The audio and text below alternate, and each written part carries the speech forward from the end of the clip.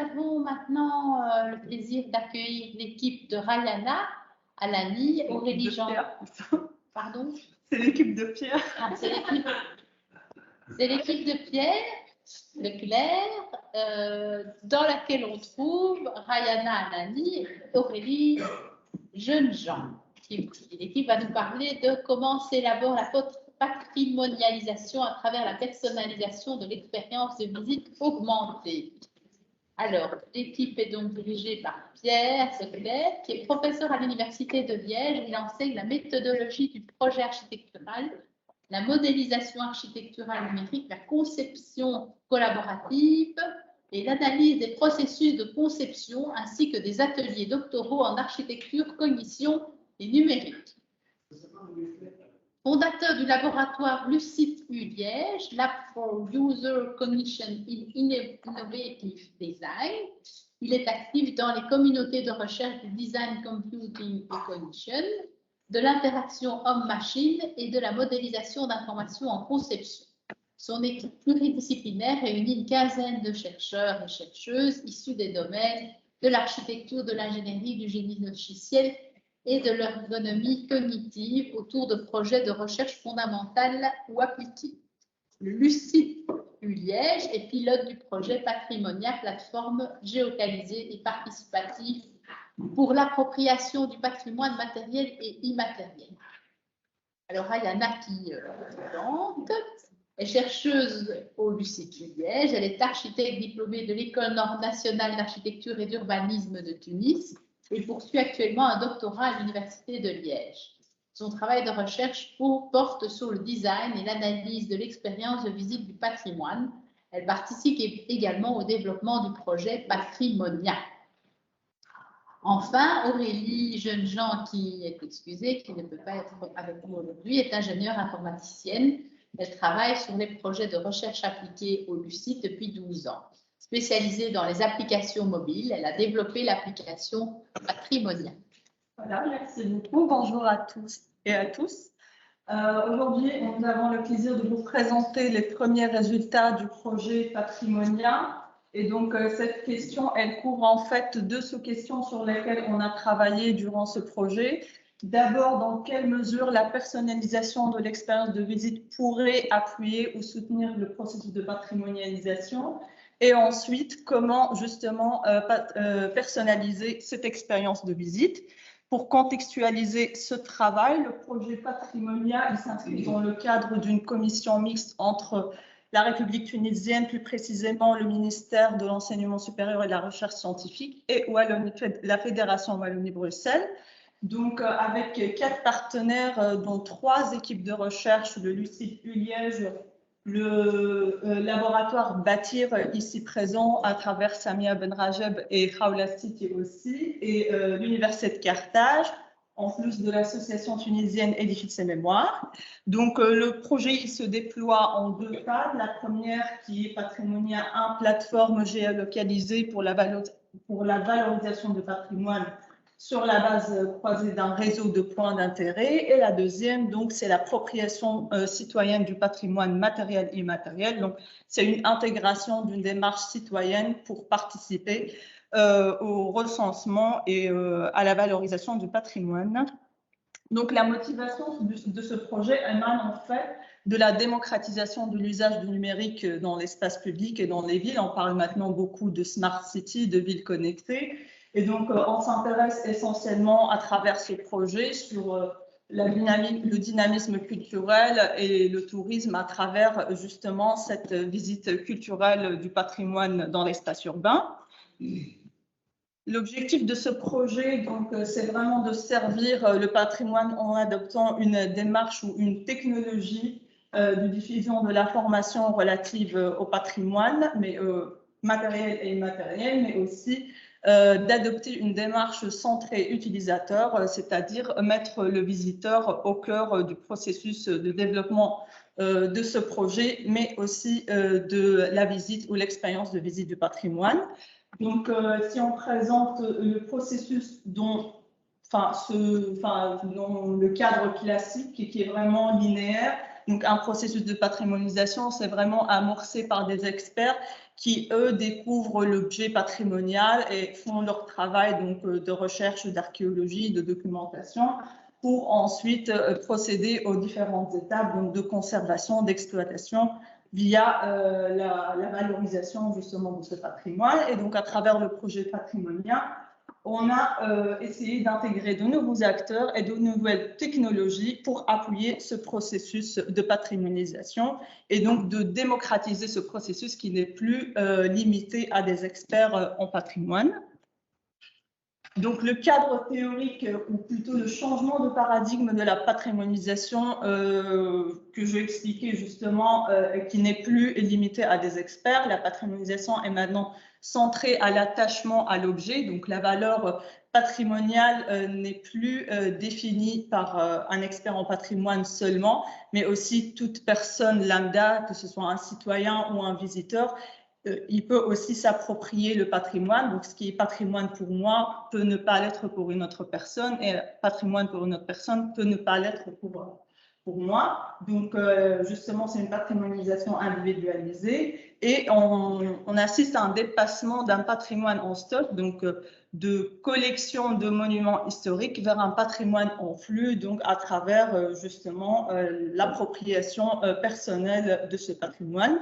Le numérique, bien sûr, peut contribuer fortement à ce changement de paradigme et cette nouvelle approche de patrimonialisation, elle permet aussi un rescaling, une reterritorialisation du patrimoine, donc qui n'est plus limité à un centre historique bien défini aussi, mais qui peut être élargi via la participation citoyenne ou de personnes non expertes. Désolée, c'est plus le...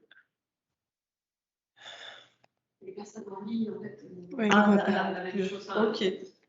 Ça défile pas, en fait. D'accord, je vois. Pas de souci.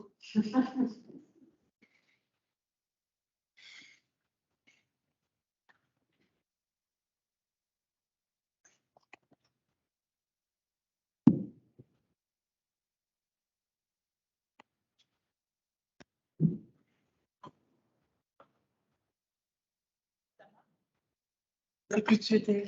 Ça va. Ok, donc deuxième changement de paradigme, c'est l'approche communicationnelle de la patrimonialisation.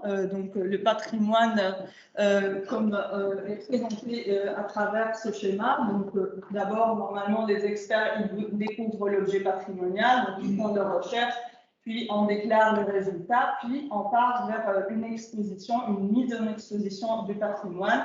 Donc c'est une approche que Jean Davalan qualifie d'approche expérientielle du patrimoine. Donc, il faut vraiment expériencer, c'est-à-dire mettre le focus sur le volet émotionnel et affectif de l'expérience. Donc, non seulement la transmission de connaissances purement scientifiques du patrimoine. Et justement, à travers cette expérience de visite, on a fait des travaux d'exploration sur ce que c'est une expérience de visite. Donc, on s'est intéressé essentiellement aux travaux sur les musées. Pourquoi? Parce que dans les visites dans l'espace urbain, l'approche, ou plutôt le rapport à l'œuvre est en général dilué, si je peux dire, dans l'expérience globale touristique à travers l'expérience plutôt, comment réserver un hôtel, quels sont les commerces à proximité, quels sont les restaurants à proximité. Du coup, dans le projet Patrimonia, on a vraiment mis le focus sur les études faites sur les musées pour explorer ou pour comprendre cette expérience de visite. Donc, et qui postule que les visiteurs sont vraiment les acteurs de leur propre visite, c'est eux qui décident de ce qu'ils ont envie de voir, de ce qu'ils ont envie de découvrir, que ce soit dans un musée ou même aussi dans un patrimoine, dans un espace urbain et public. Il y a différentes approches, donc comme ici par exemple l'application de la logique hypertextuelle.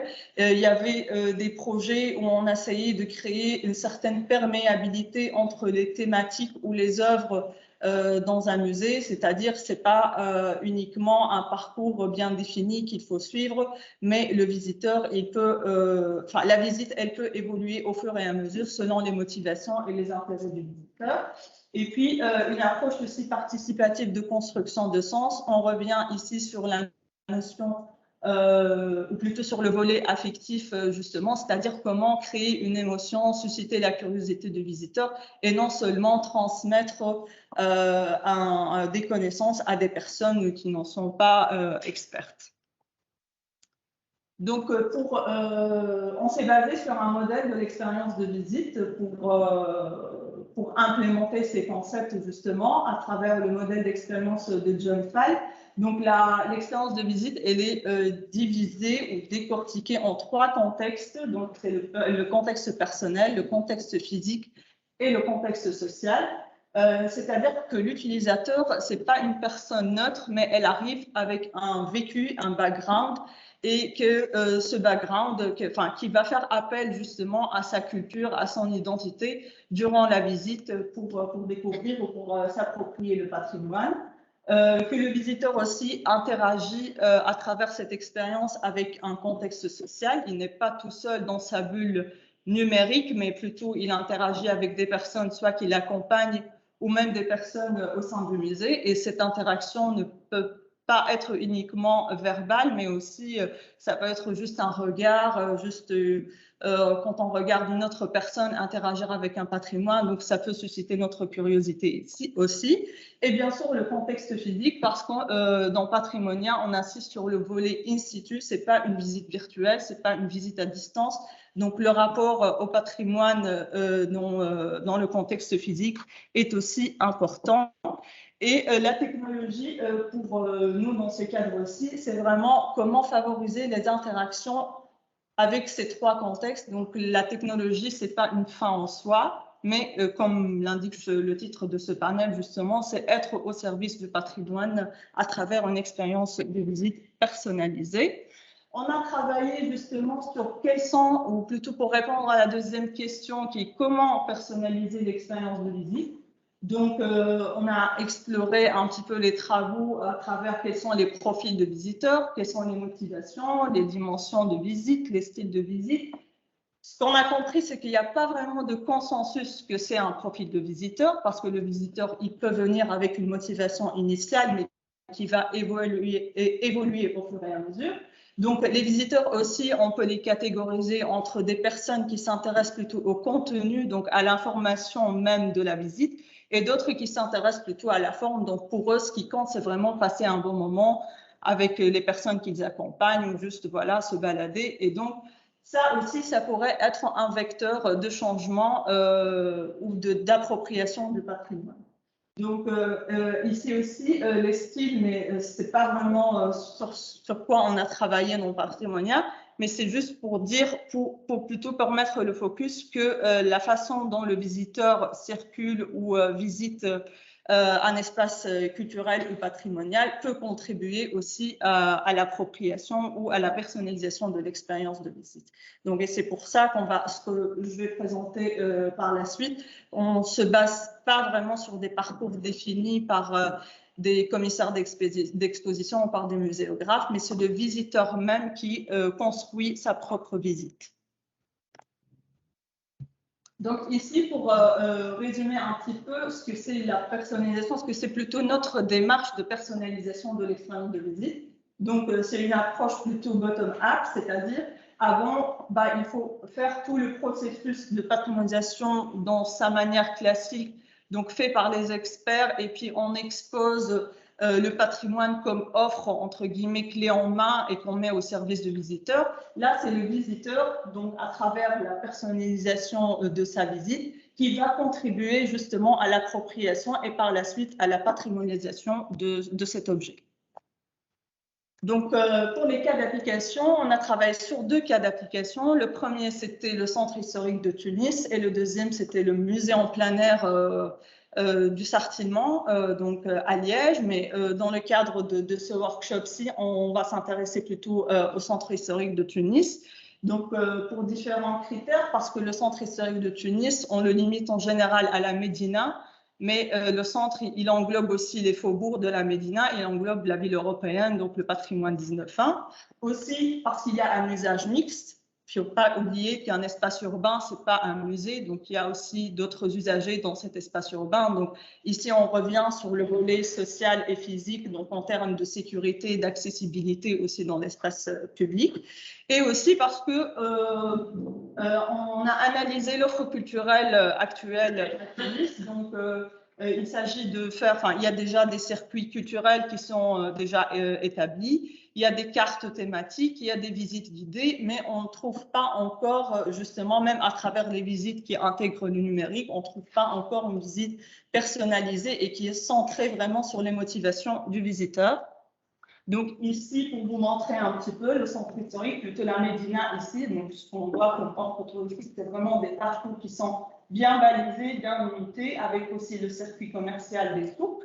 Mais quand on passe au deuxième schéma, on remarque, donc ici on a la Médina avec les circuits que je viens de montrer, pardon, mais ici il y a aussi tous les faubourgs, il y a toute une collection, toute une richesse de patrimoine qu'on ne connaît pas. Donc quand on visite Tunis, on se limite justement à ces 4 circuits et puis on rentre chez soi alors qu'il y a plusieurs richesses qui n'est toujours pas connue, qui est abandonnée justement parce qu'il n'y a pas d'exposition, il n'y a pas de valorisation de ce patrimoine, ou peut-être parce que aussi ça coûte cher, donc d'où le recours justement aux technologies mobiles pour valoriser ce patrimoine.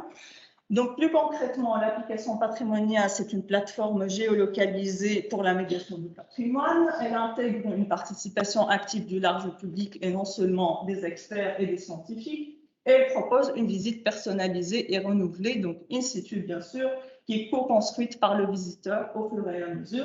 Et donc, ici, on revient sur la notion de parcours qui n'est plus existante ici, mais plutôt des points d'intérêt où le visiteur peut changer de parcours, peut changer de destination au fur et à mesure.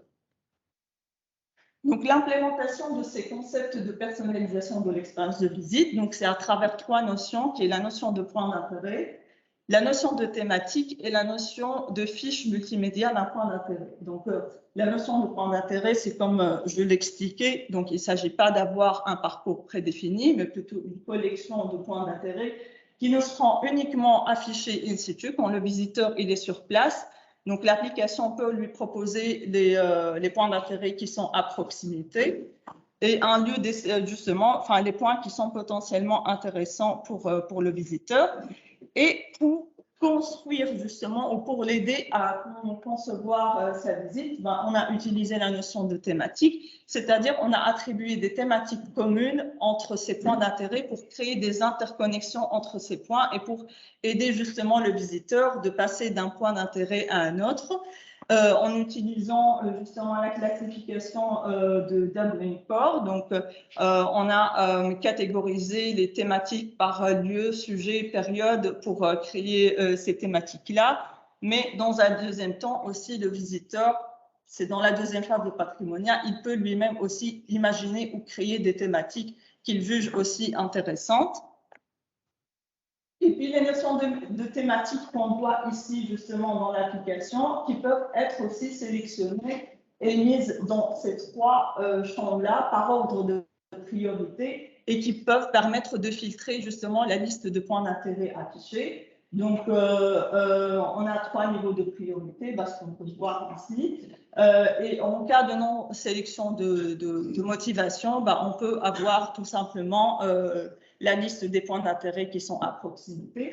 Et si vous remarquez ici, on peut voir des bâtiments, mais aussi on peut trouver des bouquinistes. Ici, c'est des citronnades parce que dans cette démarche centrée utilisateur, on n'a pas uniquement travaillé entre nous, équipe de recherche, mais on a aussi fait appel à d'autres personnes pour documenter ces points d'intérêt. Et quand on a discuté avec eux, pour certains, le vendeur de citronnades, pour lui, c'est un patrimoine aussi. Donc, on participe. On revient à cette valeur patrimoniale qui reste personnelle, justement. Et puis la notion multimédia de la fiche multimédia de points d'intérêt. Donc on peut avoir divers médias, donc photos, vidéos, des textes 3D et réalité augmentée. Mais dans aussi cette notion de personnalisation, par exemple, si la personne est devant un bâtiment mais qui n'arrive pas à voir un détail bien précis, on peut aussi proposer des détails architectoniques ou d'autres images anciennes, par exemple, qui pourraient participer à l'interprétation et l'appropriation de ce patrimoine. Deuxième chose, c'est le texte explicatif qui est basé sur un croisement de sources d'informations, pas uniquement les recherches scientifiques, mais aussi la mémoire collective racontée par les habitants de cet endroit-là ou la mémoire orale. Donc, on ne se base pas uniquement sur des écrits scientifiques, mais aussi dans le texte, ce n'est pas uniquement un cartel de musée où on trouve justement avec une fiche bien balisée, avec une fiche technique, mais aussi c'est dans la manière de raconter l'histoire, on peut aussi participer à la construction de sens par rapport à un patrimoine. Et dernière chose, donc, qui est la 3D et la réalité augmentée, par exemple, puisqu'on parle d'une visite évolutive et personnalisée. Par exemple, si on se trouve comme ici devant la mosquée de Ben Khaldoun, donc à la Médina de Tunis, et que ça se trouve le jour où je viens devant cette mosquée, elle est fermée pour des travaux, l'application peut aussi me proposer une visite virtuelle pour ne pas, entre guillemets, rater ma visite parce que j'avais envie vraiment de rentrer dans cette mosquée, mais voilà, je n'y peux rien aujourd'hui, mais l'application peut quand même offrir d'autres possibilités pour découvrir la mosquée. Donc, pour la mise en œuvre, on a fait une expérience de visite patrimoniale qui a rassemblé des experts, des habitants de la Médina, mais aussi des citoyens qui sont intéressés au patrimoine. On a travaillé sur la zone tampon dans la Médina, donc c'est entre la Médina et la ville européenne de Tunis. Cette expérience, c'était aussi l'objectif plutôt de cette expérience, c'est d'avoir un retour pour identifier les motivations de chacun, aussi identifier les usages et les contraintes, parce que comme on parle, on est dans un espace public, on est dans 3 contextes qui sont le contexte personnel, le contexte social et le contexte physique. Donc, c'est d'essayer d'identifier quelles sont les motivations de chacun et quels sont leurs besoins aussi et leurs attentes par rapport à cette visite. Et on était 5 chercheurs à accompagner 5 groupes de 3 personnes et on a tous fait des expériences différentes. Donc, il y en a ceux qui ont fait visiter par exemple 5 points d'intérêt et on a ceux qui ont visité juste un seul pour la simple raison parce qu'ils sont rentrés dans le théâtre El Hamra qui est justement rue El Jazira, si je ne me trompe pas, et qu'ils ont rencontré une dame qui était la petite fille ou du propriétaire et qu'elle qui a accompagné finalement les personnes et leur a fait découvrir justement le théâtre. Et ici, on revient justement sur cette notion que la technologie ne fait que favoriser des interactions avec ces 3 contextes et pas seulement transmettre des connaissances ou des informations scientifiques. L'objectif, ce n'est pas d'avoir des personnes scotchées devant leurs écrans, mais de vivre une expérience globale. Conclusion, donc pour répondre à ces 2 questions, dans quelle mesure la personnalisation de l'expérience pourrait soutenir le processus de patrimonialisation? Donc, c'est à travers cette action duale, c'est-à-dire décentraliser l'offre culturelle, en faisant découvrir un patrimoine qui est peu connu ou qui est abandonné, mais aussi en protégeant le patrimoine qui est surexposé, par exemple dans les circuits culturels ou même via des technologies. Maintenant, on assiste par exemple sur Facebook où une personne déclare qu'elle a visité un monument et le lendemain, on se trouve avec une file de je ne sais pas combien de personnes parce qu'ils veulent aussi découvrir cet endroit-là. Cette technologie, donc cette plutôt approche de personnalisation, permet quand même de lisser donc cette densité ou ce tourisme de masse pour protéger les monuments surexposés. Donc, comment personnaliser? C'est en adaptant une démarche centrée utilisateur. Donc, pour renforcer l'engagement du visiteur, le visiteur, il n'est plus passif, il suit juste le parcours qui lui a été donné ou proposé, mais aussi il est toujours dans une démarche de résolution de problèmes, de prise de décision pour qu'il reste actif et pour qu'il construise un sens par rapport à ce patrimoine. Et en termes de